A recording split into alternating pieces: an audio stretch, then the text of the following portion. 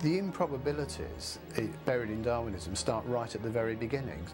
Even before life began, how did the first protein molecule come about?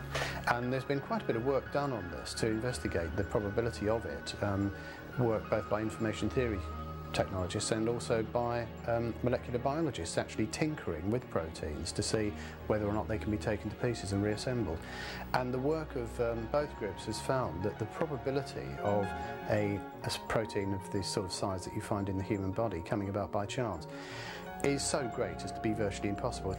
It's something which is, yes, it is possible if you have eternity at your disposal, but Darwinists just don't have eternity at their disposal. Information theory scientist Hubert Yockey calculated, and MIT biologist Robert Sauer confirmed, that the probability that a protein containing just 100 amino acids would form spontaneously is less than 1 chance in 10 to the 65th power. An event so improbable that it could be compared to winning the state lottery by finding the winning ticket in the street, and then continuing to find the winning ticket in the street every week for 1,000 years. The origin of the very first animal life out of ordinary complex chemicals is so large that no evolutionist has ever been able to overcome it, and it is one of the biggest barriers to the theory of evolution that I know. Even if proteins miraculously formed, we still are not close to producing life. The simplest living cells require thousands of specialized proteins in order to function. A number of scientists have tried to calculate the probability of life arising by chance. Sir Fred Hoyle, a British mathematician, using a supercomputer and the assistance of graduate students, estimated only the origin of the proteins of an amoeba, 2,000 of them, arising by chance.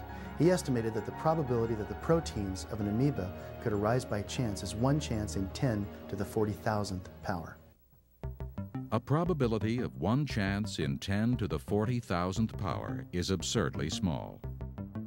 To illustrate this, consider the probability of snatching a particular atom out of the entire universe is 1 chance in 10 to the 80th power. After making this calculation, British mathematician Sir Frederick Hoyle stated, "The likelihood of the formation of life from inanimate matter is 1 to a number with 40,000 noughts after it. It is enough to bury Darwin and the whole theory of evolution. There was no primeval soup, neither on this planet nor any other. And if the beginnings of life were not random, they must therefore have been the product of purposeful intelligence." We can prove mathematically that evolution is just a joke. It couldn't possibly happen. Richard Dawkins, for example, one of the leading evolutionists, in his book, The Blind Watchmaker, he acknowledges that the nucleus of every cell, plant, animal, or human, has a database larger than the 30-volume set of the Encyclopedia Britannica.